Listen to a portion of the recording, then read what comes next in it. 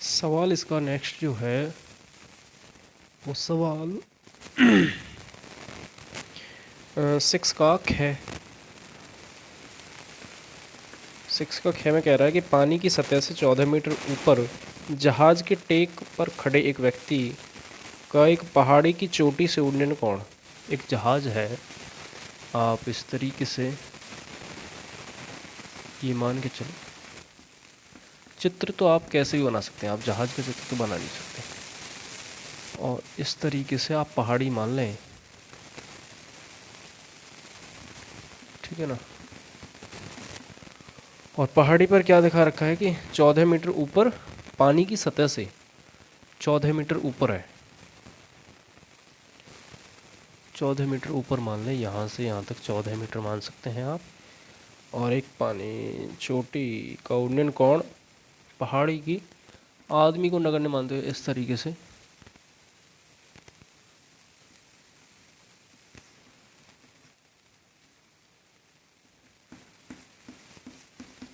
एक कोण कितना डिग्री का, 60 डिग्री का। और पहाड़ी के आधार का अवनमन कोण 30 डिग्री का देख रहा है, 30 डिग्री का कोण देख रहा है। तो यहाँ पर 30 बनाना पड़ेगा। चित्र कुछ ज़्यादा छोटा बन चुका है, बड़ा बनाना चाहिए था। पहाड़ी की ऊंचाई पूछ रहा है, ठीक है जी, पहाड़ी की ऊंचाई पूछ रहा है। और क्या कह रहा है कि उसकी जहाज से दूरी, एक तो ये पूछ रहा है जी, ये दूरी बताइए, और एक ये पूछ रहा है। बिल्कुल एक सवाल और क्या था, तो यहाँ पर आप इस तरीके से माने कि ये तो यहाँ से यहाँ तक तो 14 थी, तो यहाँ से यहाँ तक की जो है उसको h माने ले रहे हैं। मैं चित्र और बना दूंगा, आप पॉइंट माने A B C D और E, ये पॉइंट है, ठीक है ना। हमारे पास एक त्रिभुज ये है, इसमें A पॉइंट ऊपर, B यहाँ पर है, इसमें 60 डिग्री का कोण है, और E पॉइंट यहाँ पर है। अब इसमें एक बात और गौर देना कि BE और CD बराबर होंगे, x के बराबर ही रखा जाएगा, ठीक है ना। हम इसको पहले ही लिखे ले रहे हैं कि BE बराबर होगा CD के, और वो भी किसके बराबर, x के बराबर। हमने x माना है, उसको h माना है, और ये AE जो है ये h के बराबर है। तो h प्लस 14 निकालना है और जहाज की दूरी निकालना है। √3 की वैल्यू दी हुई है, कितना, 1.73, क्या लिख दिया मैंने, 1.732, ठीक है जी। देखते हैं त्रिभुज ABE में tan 60 इज इक्वल लंब बटे आधार यानी कि AE अपॉन आधार BE, और tan 60 की value √3 is equal AE h मान रखा है, और BE को भी x लिखा है, तो √3 x इज इक्वल h,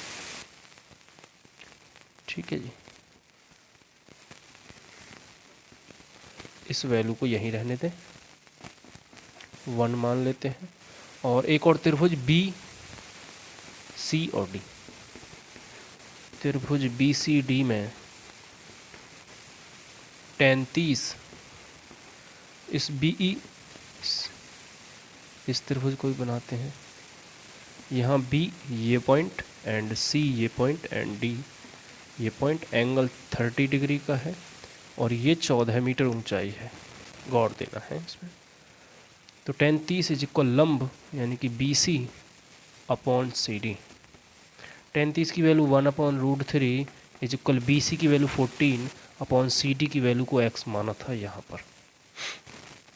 तो यहाँ से आप x निकाल लें, x इज इक्वल हो जाएगा 14√3, या x बराबर 14 मल्टीप्लाई 1.732, मल्टीप्लाई कर दें, 14 दूनी 28, 14 दूनी 28, 14 42, और 2 हो जाएंगे 44, 2 1498 और 210, 14 एकम 14 और 10 24, 0.3 अंक पहले लगेगा यहाँ, और ये 0, तो 24.048 इसका आंसर चेक कर लेते हैं। 6 का आंसर है ख में, 6 के ख में आंसर 156 मीटर है। केवल एक ही आंसर दे रखा है, आंसर 2 पूछे हैं इसमें। पहाड़ी की ऊंचाई 56 मीटर दे रखी है बस, दूसरा आंसर ही नहीं दिया। चलो दूसरा आंसर और निकाल लेते हैं। दूसरा आंसर यानी कि पहाड़ी की ऊंचाई और निकालनी है हमें। तो पहाड़ी की ऊंचाई समीकरण 1 से, यहाँ लिख लें समीकरण 1 से। समीकरण 1 में था √3x यानी कि √3 मल्टीप्लाई x की वैल्यू जो थी वो इसको ही रखेंगे, ना कि ये वैल्यू। अगर ये रखी तो फिर मल्टीप्लाई करने में दिक्कत आएगी। ये 24.048 है, अब सही दिख रही होगी, ठीक है ना। तो यहाँ रखेंगे 14√3। ये अच्छा, तो √3 3 हो जाएगा। 14 मिनट है, 42 आ रही है, वहाँ पे 56 आ रही है। दिक्कत क्या है? दिक्कत कुछ नहीं है, एक आंसर सही एकदम। पहाड़ी की ऊंचाई पूछी है, पहाड़ी की ऊंचाई, आंसर उसमें एक ही दे रखा है। देखो पहाड़ी की ऊंचाई क्या होगी, यहाँ से यहाँ तक h और प्लस ये ऊंचाई इसी ऊंचाई के बराबर होगी जो कि 14 मीटर ऊपर है। तो 14 और जुड़ जाएगा, यानी कि 42 में 14 और जुड़ जाएंगे तो 56 मीटर हो जाएगा। एकदम सही आंसर है। सेकंड आंसर उसने नहीं दिया, सेकंड आंसर ये होगा कि जहाज़ पहाड़ी से कितनी दूरी पर है। एक ही आंसर दे रखा है और जो कि सही आया है 56 वाला। अगला सवाल है गे वाला। गे वाले में लिखा हुआ है कि ठोस खिलौना है और ठोस खिलौने में एक अर्धगोले का आकार का है जिस पर लंबवृत्तीय शंकु अध्यारोपित है। कुछ इस तरीके से ठोस है। इस शंकु की ऊंचाई 2 मीटर, ठीक है जी। h जो है 2 मीटर दे रखी है, 2 मीटर दे रखी है। आधार का व्यास यानी कि 2r, व्यास 2r होता है 4 सेंटीमीटर, r बराबर 2 सेंटीमीटर। अरे चौक कहाँ गई भाई। और इस खिलौने का आयतन ज्ञात कीजिए। एक खिलौने का आयतन निकलवा रहा है, चलो खिलौने का आयतन निकालते हैं। ये खिलौना है कुछ इस तरीके, तो खिलौने का आयतन किस किस के बराबर होगा? खिलौने का आयतन बराबर होगा शंकु का आयतन प्लस अर्धगोले का आयतन। शंकु का आयतन प्लस अर्धगोले का आयतन। तो शंकु का आयतन 1/3 पाई r स्क्वायर h प्लस अर्धगोले का आयतन कितना हो जाएगा 2/3 पाई r क्यूब। देखियो r दोनों के लिए सेम है तो पाई भी कॉमन आ जाएगा, अपॉन में 3 भी कॉमन और r स्क्वायर भी कॉमन। तो यहाँ पर क्या रह जाएगा, केवल h रह जाएगा और यहाँ पर क्या रह जाएगा 2r। पाई की वैल्यू एक और आंसर चेक करने का भी पाई में ही दे रखा हुआ आंसर। 6 का गे नहीं जी, पाई में नहीं है, 25.12 घन मीटर, और वो भी दिया हुआ है मीटर में। तो पाई की वैल्यू 3.14 रख लेते हैं क्योंकि आर की वैल्यू भी 2 सेंटीमीटर है, 2 सेंटीमीटर है। 3.14 अपॉन 3, 2 का स्क्वायर, h की वैल्यू भी 2, r की वैल्यू भी 2।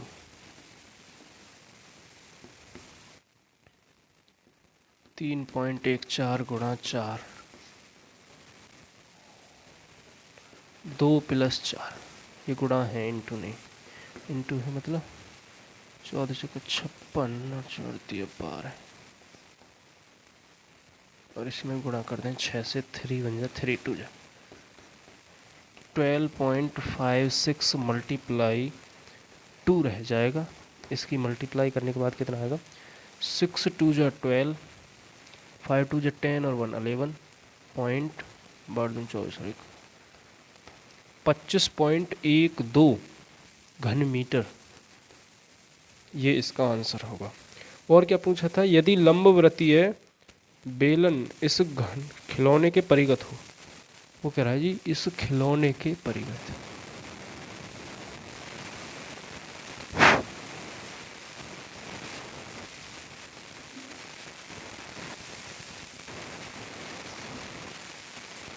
ये खिलौना एक लंबवृत्तीय बेलन में अंदर हो, कह रहा है जी खिलौनों का अंतर कितना हो।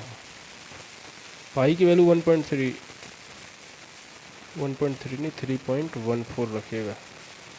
इसका आंसर दे रखा है, नहीं मुझे तो नहीं लगता इसका आंसर भी नहीं दे रखा जी, एक ही आंसर दे रखा था केवल गै का। निकालें इसको, निकाले तो देते, दे या ना दे करना तो पड़ेगा, अभी निकालते हैं। चलो, वो कह रहा है कि बेलन और खिलौने के आयतनों का अंतर। बेलन का आयतन कितना होगा,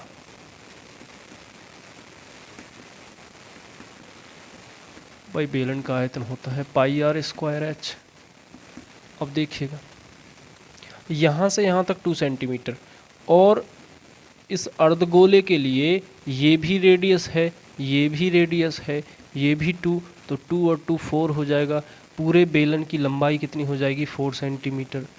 इसमें मैं कैपिटल एच रखे ले रहा हूँ, और वो एच आई थी 4 सेंटीमीटर के बराबर। आर सभी के लिए सेम चल रही है, तो 3.14 मल्टीप्लाई 2 का square multiply 4, 3.14 multiply 4 multiply 4 and 3.14 multiply 16 हो जाएगा।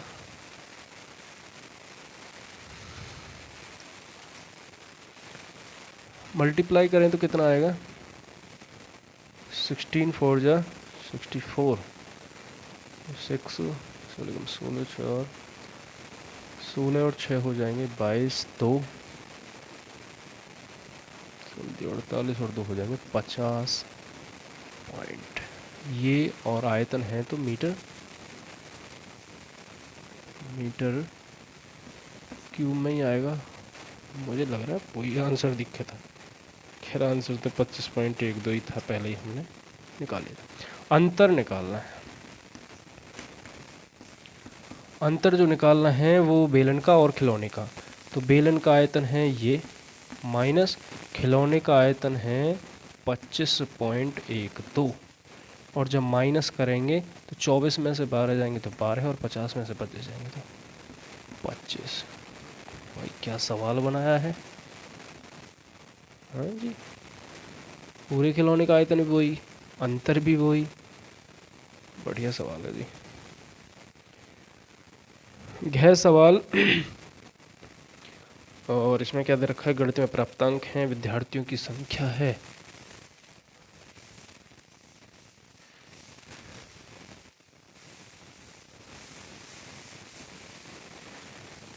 और माध्य का पूछ रहा है जी, माध्य का पूछ रहा है।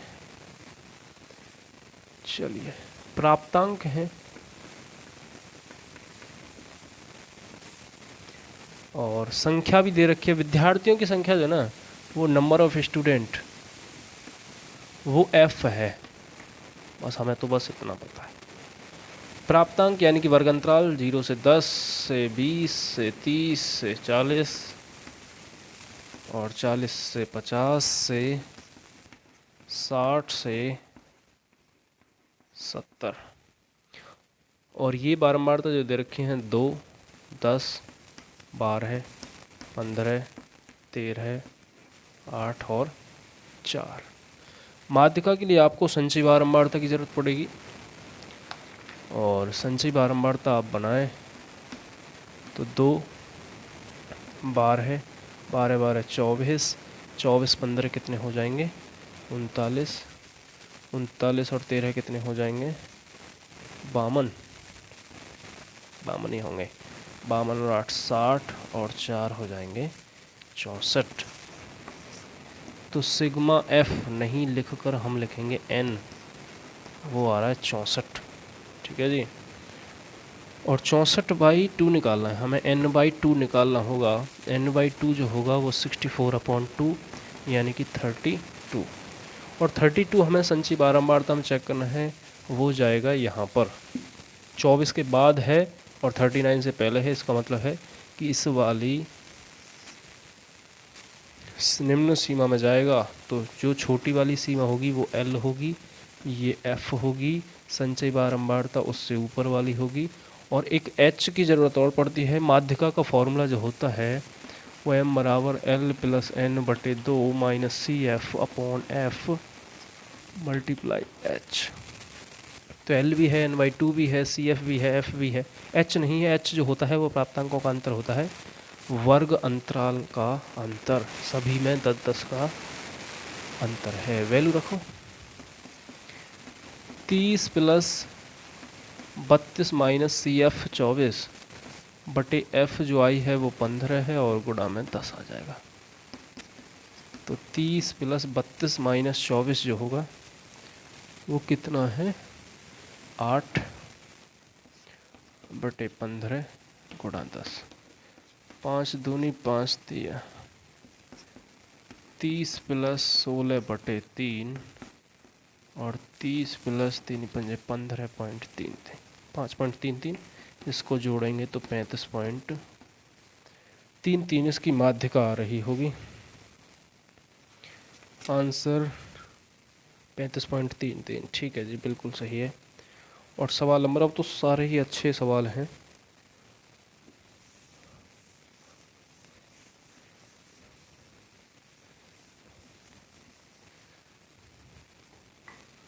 सातवें का कै सवाल जो है, ये नाव धारा वाले सवाल बहुत आते हैं और बड़े ही नंबर में आते हैं जब भी आते हैं। धारा की चाल पूछ रहा है, माना धारा की चाल।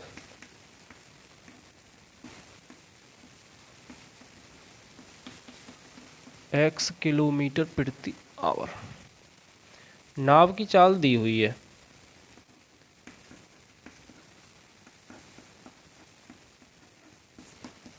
कितनी है, 5 किलोमीटर पर आवर की है। इन धारा और पानी वाले सवालों में, यानी कि नाव और पानी वाले सवालों में दिक्कत क्या रहती है कि बच्चा जोड़ नहीं पाता है कि सापेक्ष चाल जो निकलेगी वो जोड़कर निकलेगी या घटकर निकलेगी। एक बात आपको समझा दे रहे हैं कि जब भी अनुकूल दिशा में हो या एक ही दिशा में हो, मतलब ये कि जिधर को पानी बह रहा हो उधर को अगर चाल आपको निकालनी है, तो आप अपने दिमाग से ये सोचिएगा कि जिधर को पानी बह रहा है उधर को नाव चलाना आसान होगा या कठिन होगा। तो नाव उधर को आसान होगी या उधर को नाव आसान चलेगी जिधर को पानी बह रहा है। वो नाव कुछ तो पानी बहा कर ले जाएगा और कुछ आदमी खुद चलाएगा, तो नाव की चाल ज़्यादा हो जाएगी और जहाँ ज़्यादा होगा वहाँ जुड़ता है। विपरीत में जहाँ पानी उल्टा बह रहा हो, आप नाव दूसरी तरफ लेके जा रहे हैं और पानी उधर से आ रहा है, तो नाव मुश्किल चल पाएगी, नाव रुकेगी, पानी नाव को रोकेगा तो चाल कम होगी। तो यहाँ पर लिखेंगे एक ही दिशा में या अनुकूल दिशा में है, अनुकूल प्रतिकूल दे रखा है तो यहाँ पे लिख लेंगे अनुकूल दिशा में चाल। और एक बात याद रखना कि नाव की चाल हमेशा ज़्यादा होती है, नाव की चाल हमेशा ज़्यादा होती है, क्योंकि जब पानी की दिशा में आप जाएंगे तो नाव पानी से तेज ही चलेगी, ना कि कम। पानी से आप कम चल ही नहीं सकते। अनुकूल दिशा में चाल जो होगी तो नाव की चाल में ही धारा की चाल जोड़ी जाएगी और नाव की चाल में से ही धारा की चाल घटाई जाएगी। 5 + x और प्रतिकूल में 5 - x। अब देखते हैं, तो यहाँ पर देखें कि अनुकूल जाने की अपेक्षा 12 किलोमीटर धारा के प्रतिकूल और वही दूरी देखिएगा 12 किलोमीटर धारा के अनुकूल गया, x प्लस 5 की चाल से गया। जब चाल ज़्यादा होगी तो समय कम लगेगा, और चाल कम होगी तो समय ज़्यादा लगेगा। ये समय है, समय बराबर होता है दूरी बटे चाल। तो ये समय ज़्यादा है क्योंकि इसकी चाल कम है, और ज़्यादा समय में से कम समय को घटाएं तो कितने घंटे का अंतर बता रहा है वो, 1 घंटा अधिक लगता है। ठीक है ना जी, 1 घंटा अधिक था। तो यहाँ पर 12 आप कॉमन ले लें, 1/5 minus x minus 1/5 plus x. LCM लेंगे तो 5 प्लस एक्स ऊपर एंड माइनस 5 प्लस एक्स, और इसकी एक बार घट रहे हैं एक बार जोड़ रहे हैं, 5 का स्क्वायर 25 माइनस एक्स स्क्वायर। 5 से 5 कैंसिल, एक्स और एक्स रह गए 2x अपॉन में 25 माइनस एक्स स्क्वायर। 12 की गुणा 2 में करें 24 x and 25 minus x square की मल्टीप्लाई इधर कर देंगे, तो 25 माइनस एक्स स्क्वायर। सभी को एक तरफ ले आए, x square plus 24 x minus 25 गुणा करें 25 घटाएं 24, इसके डायरेक्ट फैक्टर लिख रहा हूँ मैं, x plus 25 and x minus 1। तो यहाँ से x माइनस 1 को आप 0 के बराबर करें, x बराबर प्लस 1 आ जाएगा। x बराबर माइनस 25 आएगा, चाल कभी माइनस में होती नहीं इसलिए पॉजिटिव लेनी है। तो धारा की चाल पूछ रहा है 1 किलोमीटर पर आवर की आई है, इसका आंसर देख ले रहे हैं, 7 का 1 किलोमीटर प्रति घंटे, बिल्कुल सही है। 7वें का इसी का कै का, ये कै है इसी में जो अथवा में है, तो अथवा वाला देख रहे हैं, द्विघात समीकरण 2x square minus 6x plus 3 is equal 0 के मूलों की प्रकृति ज्ञात कीजिए। यदि वे मूल वास्तविक हैं तो उन्हें ज्ञात कीजिए। देखिए वास्तविक के लिए पहले आप ax square plus bx plus c से कर दीजिए तुलना, a बराबर 2, b बराबर -6 एंड c बराबर 3। मूलों की प्रकृति के लिए आपको बी स्क्वायर माइनस के 4ac निकालना है। बी स्क्वायर माइनस के 4ac आप निकाल के देख लें क्या आता है। b की वैल्यू -6 का स्क्वायर -4 मल्टीप्लाई 2 मल्टीप्लाई 3 36, 4 दूनी 8 24, और 36 में से 24 घटाएंगे तो 12। ये जो नंबर है ये धनात्मक है। अगर बी स्क्वायर माइनस के 4ac डिस्क्रिमिनेंट, द्विघात समीकरण का डिस्क्रिमिनेंट विभक्त कर धनात्मक आता है तो मूलों की प्रकृति वास्तविक होगी और भिन्न भिन्न होगी। ठीक है ना, तो प्रकृति क्या हुई, वास्तविक व भिन्न भिन्न। तो मूल अलग अलग होंगे और वास्तविक होंगे। वो कह रहा है अगर वास्तविक हैं तो उन्हें ज्ञात कीजिए। तो सादा फैक्टर हैं, गुणा करें 6 और जोड़ें 6, सादा तो नहीं है, धराचार्य लगा दें, सादा सही लग रहे थे वैसे तो। धराचार्य फॉर्मूला आप लगा सकते हैं, या द्विघाती सूत्र उसका दूसरा नाम है, x बराबर minus B plus minus root में बी स्क्वायर माइनस के 4ac upon 2a। x is equal minus B की वैल्यू है 6 और वो भी माइनस की थी, तो माइनस माइनस प्लस। अब बी स्क्वायर माइनस के 4ac हमने निकाला था, वो 12 आ रहा था, मैं डायरेक्ट 12 ही रख रहा हूँ, अपॉन में 2 मल्टीप्लाई a की वैल्यू कितनी आई थी, 2 आई थी। 6 प्लस माइनस 12 को आप क्या लिखेंगे, 4 गुणा 3 लिख सकते हैं। ठीक है ना, चलो यहीं करे दे रहे हैं। 6 प्लस माइनस 12 को आप लिखेंगे 4 गुणा 3, और वर्गमूल में से 4 का वर्गमूल 2 बाहर आ जाएगा, तो इसीलिए 12 को लिखेंगे 2√3/4। ऊपर से भी 2 कॉमन, तो 3 प्लस माइनस √3/4, 2 2 जा 3 प्लस माइनस √3/2, ये ही आंसर होगा। दो आंसर आते हैं, एक प्लस में एक माइनस में। सवाल नंबर क्या है जी आगे? अच्छा, समरूप वाला सवाल है क्या?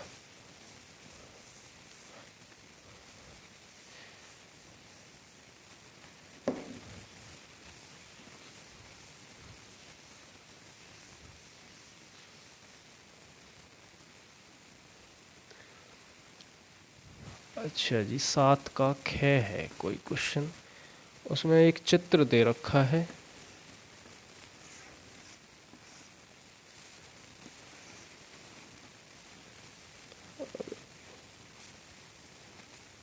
ये थीटा दे रखा है d, यहाँ पर c, यहाँ a, यहाँ e, और यहाँ पर f ये पॉइंट, एंड ये b दे रखा है।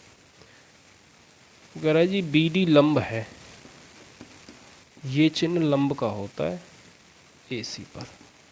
एक और लाइन है कि CE लंब है AB पर। तो सिद्ध कीजिए कि त्रिभुज AEC समरूप है त्रिभुज ADB।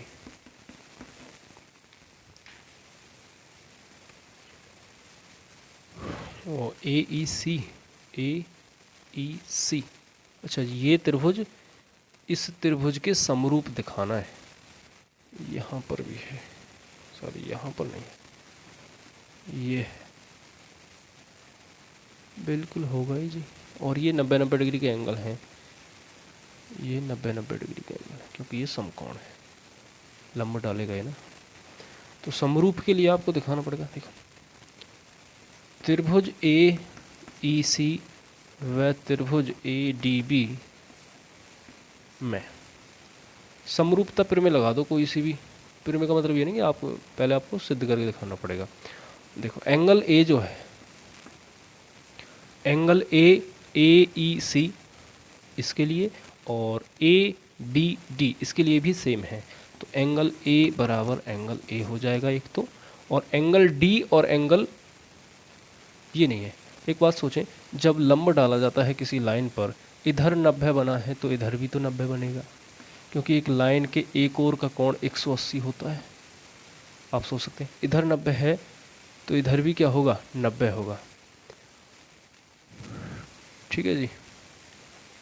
और एक कोण ये बराबर हो गया, इसके लिए अच्छा ये 90 हो गया, और ये 90 दे रखा है। तो एंगल D और एंगल E, एंगल E बराबर एंगल D के, वो भी कितना 90 डिग्री। तो यहाँ पे लिख देंगे AA समरूपता, एंगल एंगल समरूपता से। वैसे तो समरूपता कसौटी लिखी जाती है, कोई फर्क नहीं पड़ता, यहीं भी लिख देंगे। अगर दो कोण बराबर हो गए तो तीसरा अपने आप बराबर हो जाता है। अतः AEC समरूप है त्रिभुज ADB के। ये तो हो गया है जी।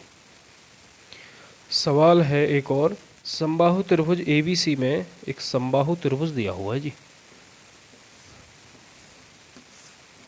समबाहु त्रिभुज ABC में जिसकी भुजा A है, चलो इसको भी A मान लेते हैं। सिद्ध कीजिए कि इसकी ऊंचाई A यानी कि √3a/2 होगी।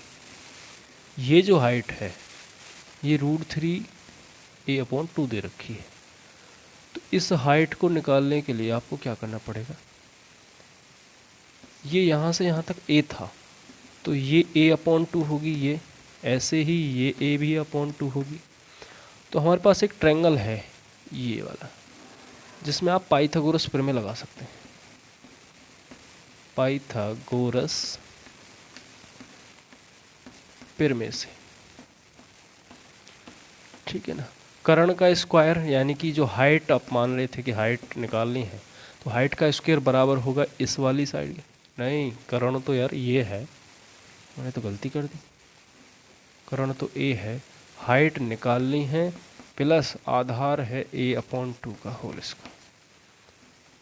A² is equal H² plus A square upon 4, A square minus A square upon 4 is equal H square, and इसका एलसीएम लेंगे तो 4a square minus A square upon 4 is equal H square, और 4 में से एक minus कर देंगे तो 3a square upon 4 is equal H square,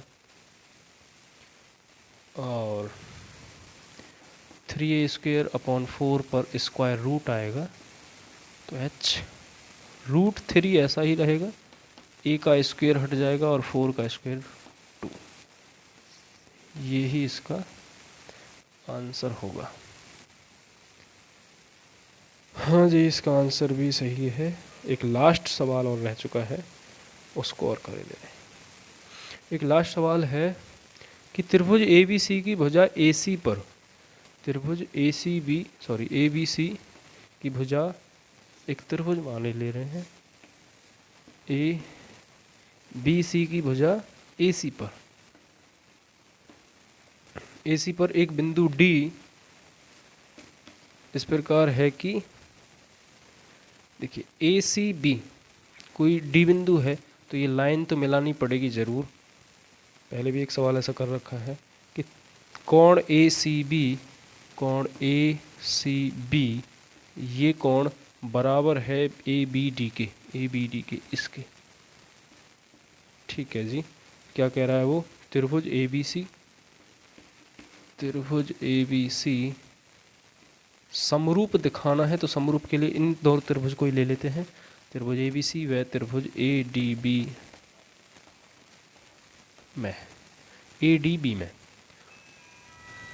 अरे अब किसका फोन आ गया, अरे रहने दो। तो त्रिभुज ABC के लिए ABC